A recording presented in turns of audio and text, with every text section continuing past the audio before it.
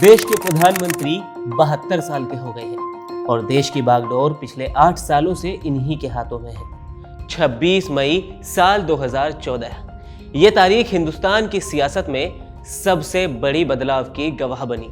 केंद्र की सत्ता में बीजेपी की दमदार एंट्री के बाद ये तारीख गुजरात के मुख्यमंत्री नरेंद्र मोदी के पहली बार प्रधानमंत्री बनने की तारीख थी। मैं नरेंद्र दामोदर दास मोदी ईश्वर की शपथ लेता हूं कि मैं विधि द्वारा स्थापित भारत के संविधान के प्रति सच्ची श्रद्धा और निष्ठा रखूंगा।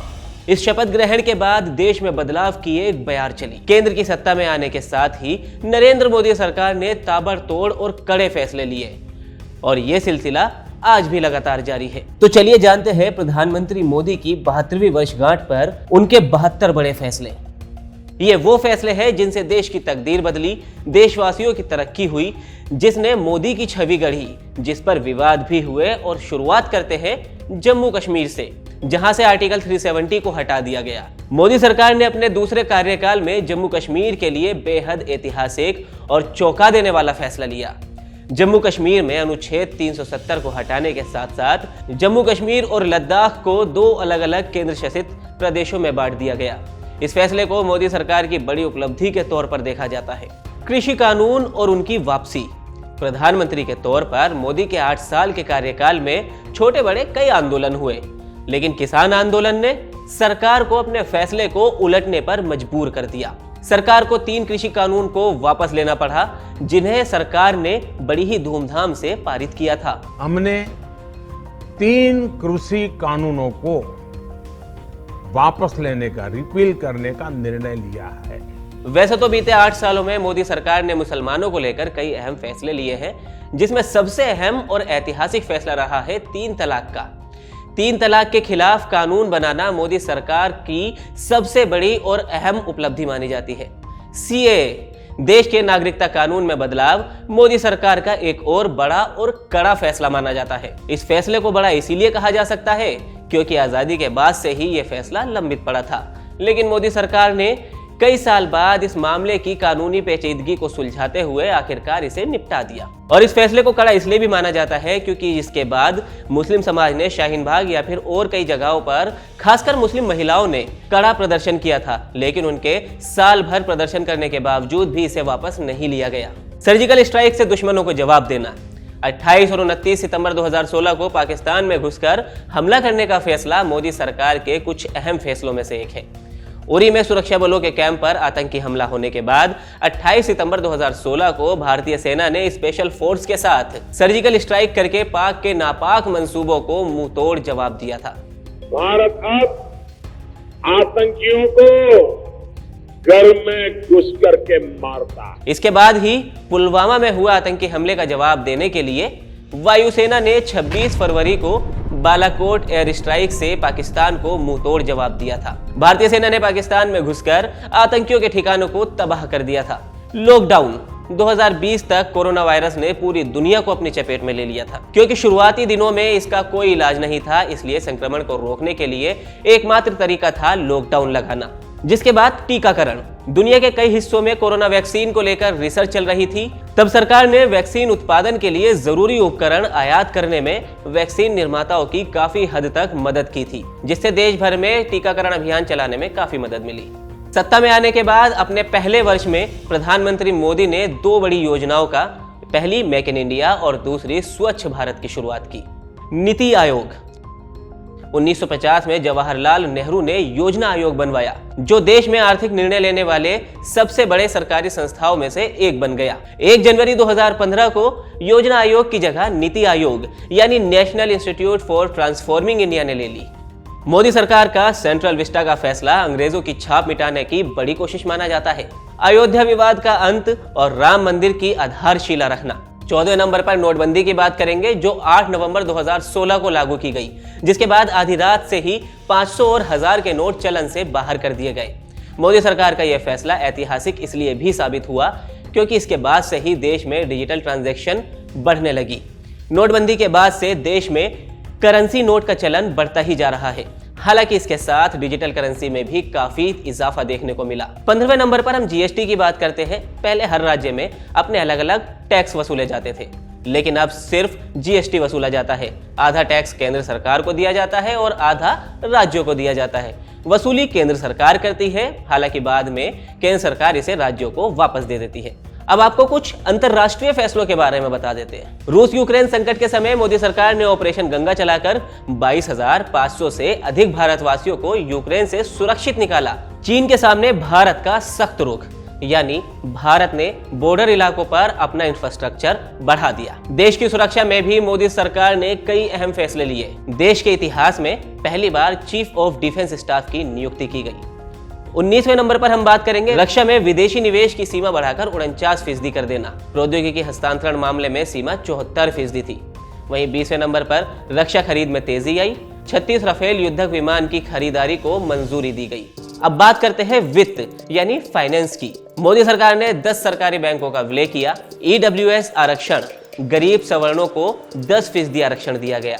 22 लाख करोड़ से अधिक डायरेक्ट बैंक ट्रांसफर किया गया। प्रधानमंत्री जनधन योजना, डिजिटल पेमेंट में भारत वर्ल्ड लीडर बना। वित्त वर्ष 2022 में $1 ट्रिलियन से अधिक का डिजिटल लेन देन किया गया। PLI scheme, production linked incentive scheme. बीमा और पेंशन में विदेशी निवेश की सीमा बढ़कर 49% कर दी गई। कोष जुटाने के लिए बैंकों को IPO और FPO लाने की अनुमति दी गई, बशर्ते सरकारी हिस्सेदारी 52% से अधिक रही हो।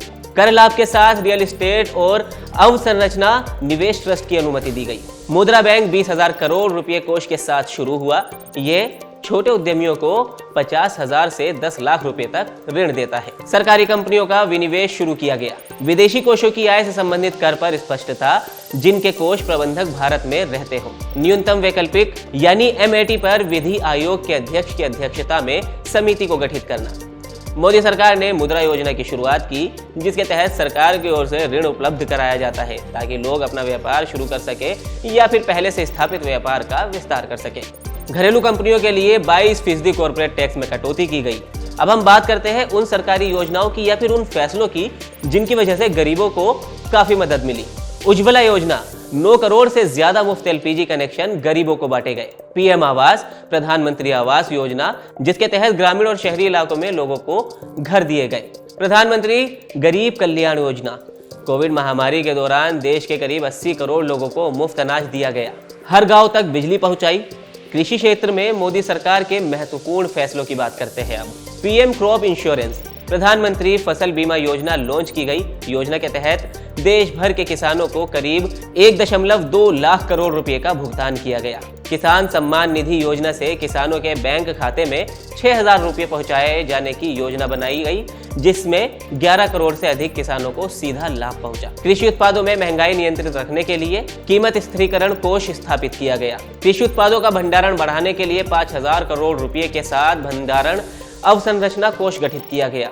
आयुष्मान भारत योजना के तहत 10 करोड़ गरीब परिवारों को 5 लाख रुपए सालाना फ्री बीमा दिया गया। अब कुछ धार्मिक फैसलों की बात कर लेते हैं। काशी विश्वनाथ धाम कॉरिडोर, 4 धाम प्रोजेक्ट, केदारनाथ, बद्रीनाथ, यमुनोत्री, गंगोत्री को जोड़ने के लिए 4 धाम प्रोजेक्ट लॉन्च किया गया। 4 धाम प्रोजेक्ट के तहत हर मौसम में इस्तेमाल की जा सकने वाली रोड बनाई जाएगी। इसके साथ ही रेल लाइन भी बनाई जाएगी। मोदी सरकार ने देश में पहली बार बुलेट ट्रेन को मंजूरी दी, जिसका कार्य मुंबई से अहमदाबाद के लिए निर्माणाधीन है। जनवरी 2016 में स्टार्टअप इंडिया स्कीम लागू की गई, जिससे देश में नए रोजगार सृजन हुए और भारत दुनिया का तीसरा सबसे बड़ा स्टार्टअप इकोनॉमिस्ट बना।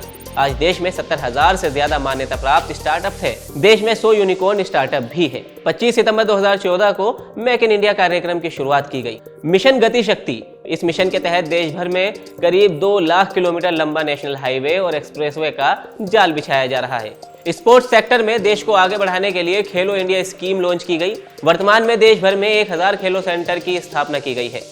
इलेक्ट्रॉनिक मैन्युफैक्चरिंग में देश को आत्मनिर्भर बनाने के लिए PLI लॉन्च की गई। इसके बाद ही देश का पहला सेमीकंडक्टर मैन्युफैक्चरिंग प्लांट गुजरात में लगाया जाएगा। 54वें नंबर पर हम बात करेंगे अफस्पा के क्षेत्र घटाए गए। नॉर्थ ईस्ट शांति स्थिरता के विकास कार्यों को गति मिली। अब हम रेलवे की बात कर लेते हैं। रेलवे में 5 साल में $130 अरब खर्च करने का प्रस्ताव रखा गया। रेल अवसंरचना में विदेशी विनिवेश की अनुमति दी गई, जिसकी सीमा तय नहीं की गई। फैसले में तेजी लाने के लिए कई मंत्री समूह को विघटन किया गया। केंद्र और राज्य के बीच राजस्व बंटवारे पर 14वें वित्त आयोग की सिफारिशें लागू की गई। रसोई गैस में नकद सब्सिडी हस्तांतरण योजना लागू कर दी गई। सब्सिडी में सालाना $5 अरब की बचत की उम्मीद थी। 100 स्मार्ट शहर परियोजनाओं को मंत्रिमंडल की मंजूरी दी गई। अखिल भारतीय वस्तु एवं सेवा कर व्यवस्था को लागू करने की दिशा में ठोस पहल की गई। कोयला ब्लॉक नीलामी को 2 चक्र को सफलतापूर्वक किया गया। इस्पात, कोयला और बिजली परियोजनाओं की मंजूरी के लिए एकल खिड़की प्रणाली चालू की गई। वहीं 64वें नंबर पर हम बात करते हैं नए विधेयक पारित होने की। नए विधेयक पारित होने के साथ खनन क्षेत्र में जारी गतिरोध को दूर किया गया। 65वें नंबर पर दूरसंचार स्पेक्ट्रम के लिए नीलामी पूरी की गई। नया मोटर व्हीकल कानून लागू किया गया। NEP यानी नेशनल एजुकेशन पॉलिसी को लागू किया गया। चीन के साथ जब सीमा तकरार चल रही थी उस वक्त चाइनीज ऐप को बैन कर दिया गया। अफगानिस्तान को गेहूं सप्लाई किया गया, जिससे भारत का इंटरनेशनल लेवल पर कद ऊंचा हुआ। वैक्सीन मैत्री के तहत बाकी देशों को भी वैक्सीन मुहैया कराई गई। हर जिले में ऑक्सीजन प्लांट लगाए गए। हर घर टॉयलेट पहुंचाया गया और हर घर नल से जल पहुंचाया गया। तो ये है मोदी सरकार के फैसले, जिनकी वजह से समाज में बड़े बदलाव देखने को मिले।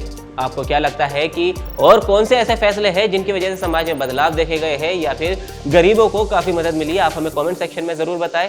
वीडियो अच्छा लगा हो तो लाइक करें, चैनल को सब्सक्राइब करें और इसी तरह की तमाम वीडियो को देखने के लिए आप देखते रहिए ABP लाइव।